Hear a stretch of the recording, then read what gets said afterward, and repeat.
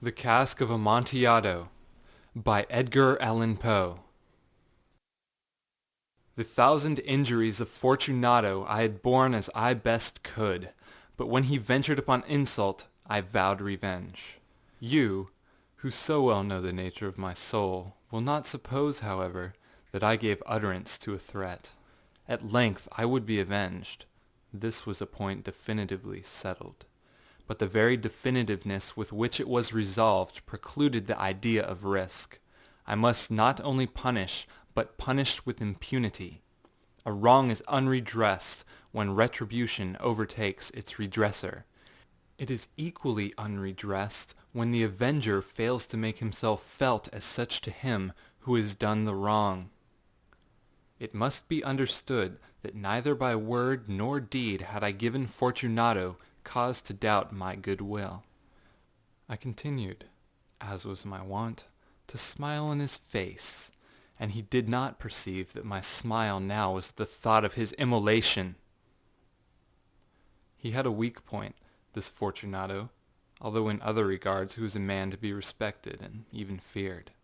He prided himself on his connoisseurship in wine. Few Italians have the true virtuoso spirit. For the most part their enthusiasm is adopted to suit the time and opportunity, to practice imposture upon the British and Austrian millionaires. In painting and gemmery, Fortunato, like his countrymen, was a quack, but in the matter of old wines he was sincere. In this respect I did not differ from him materially. I was skilful in the Italian vintages myself, and bought largely whenever I could. It was about dusk, one evening during the supreme madness of the carnival season, that I encountered my friend. He accosted me with excessive warmth, for he had been drinking much. The man wore motley. He had on a tight-fitting, party-striped dress, and his head was surmounted by the conical cap and bells. I was so pleased to see him that I thought I should never have done wringing his hand. "My dear Fortunato, you're luckily met. How remarkably well you're looking today. But I've received a pipe of what passes for Amontillado, and I have my doubts." How? Amontillado? A pipe? Impossible. And in the middle of the carnival.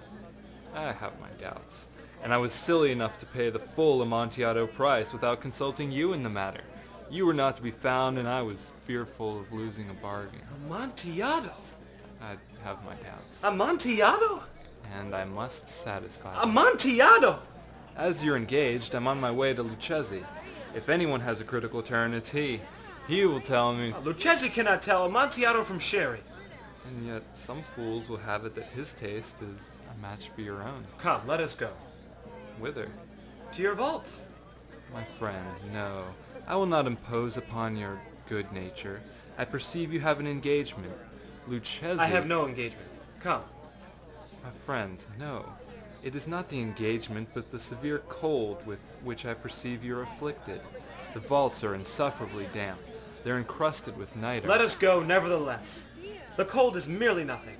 Amontillado, you have been imposed upon. And as for Lucchesi, he cannot distinguish sherry from Amontillado. Thus speaking, Fortunato possessed himself of my arm. Putting on a mask of black silk and drawing a roquelaire closely about my person, I suffered him to hurry me to my palazzo. There were no attendants at home. They had absconded to make merry in honor of the time. I had told them that I should not return until the morning, and had given them explicit orders not to stir from the house. These orders were sufficient, I well knew, to ensure their immediate disappearance, one and all, as soon as my back was turned. I took from their sconces 2 flambeaux, and giving one to Fortunato, bowed him through several suites of rooms to the archway that led into the vaults. I passed down a long and winding staircase, requesting him to be cautious as he followed. We came at length to the foot of the descent, and stood together on the damp grounds of the catacombs of the Montresors. The gait of my friend was unsteady, and the bells upon his cap jingled as he strode. The pipe? It is farther on, but observe the white webwork which gleams from these cavern walls. He turned towards me, and looked into my eyes with 2 filmy orbs that distilled the rheum of intoxication. Niter? Niter. How long have you had that cough?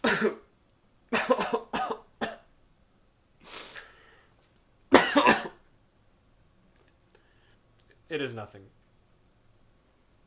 Come. We will go back. Your health is precious. You are rich, respected, admired, beloved. You are happy, as I once was. You are a man to be missed. For me it is no matter. We will go back. You will be ill, and I cannot be responsible. Besides, there's Lucchesi. Enough! The cough's a mere nothing. It will not kill me. I shall not die of a cough. True, true. And indeed I had no intention of alarming you unnecessarily. But you should use all proper caution. A draught of this metic will defend us from the damps. Here I knocked off the neck of a bottle, which I drew from a long row of its fellows that lay upon the mould. He raised it to his lips with a leer. He paused and nodded to me familiarly, while his bells jingled. I drink to be buried that repose around us. And I to your long life. He again took my arm, and we proceeded. These vaults are extensive. The Montresors were a great and numerous family. I forget your arms. A huge human foot door in a field azure. The foot crushes a serpent rampant whose fangs are embedded in the heel. And the motto? Nemo me impune lacessit. Good. The wine sparkled in his eyes and the bells jingled. My own fancy grew warm with the metic. We had passed through walls of piled bones, with casks and puncheons intermingling, into the inmost recesses of catacombs.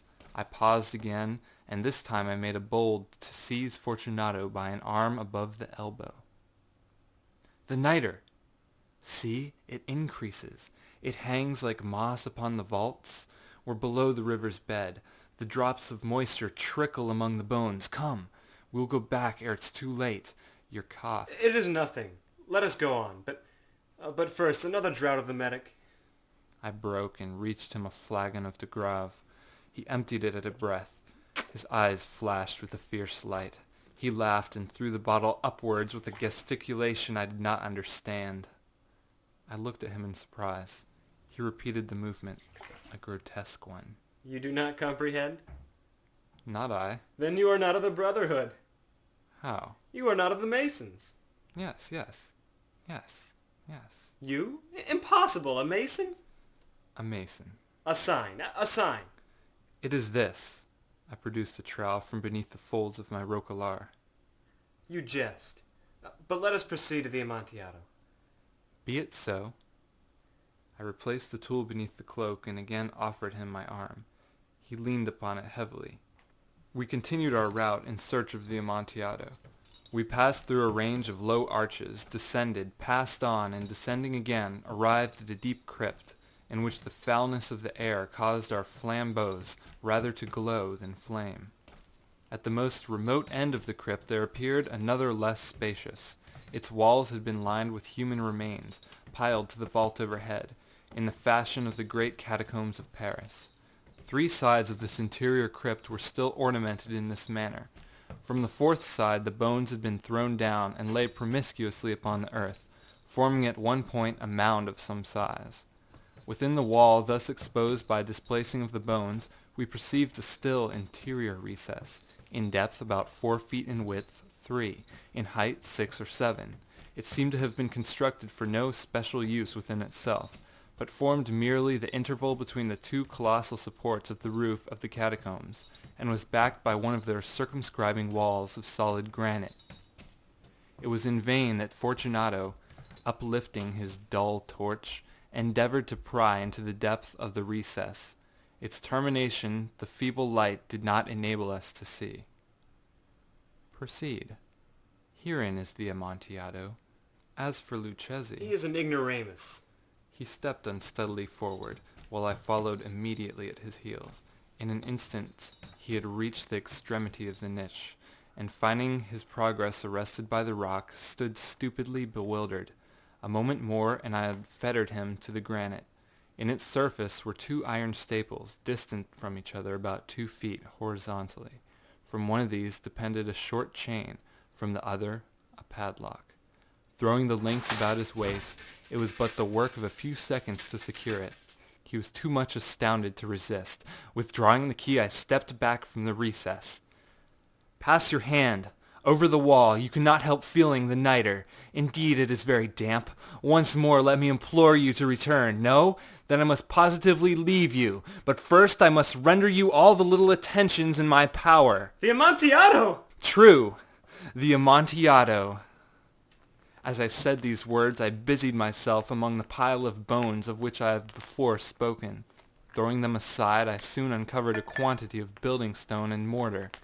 With these materials, and with the aid of my trowel, I began vigorously to wall up the entrance of the niche.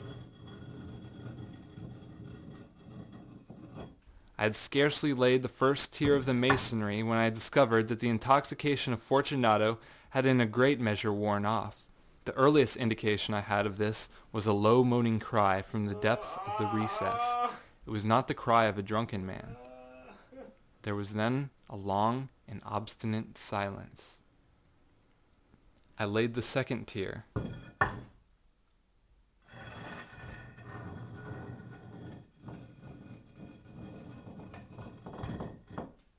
And the third.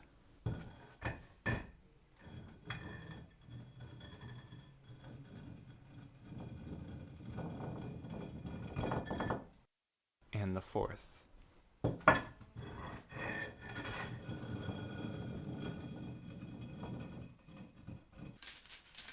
And then I heard the furious vibrations of the chain.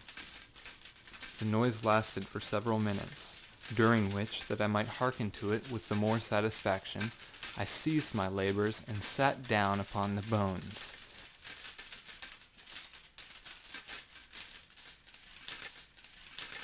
When at last the clanking subsided, I resumed the trowel, and finished without interruption the 5th, the 6th, and the 7th tier.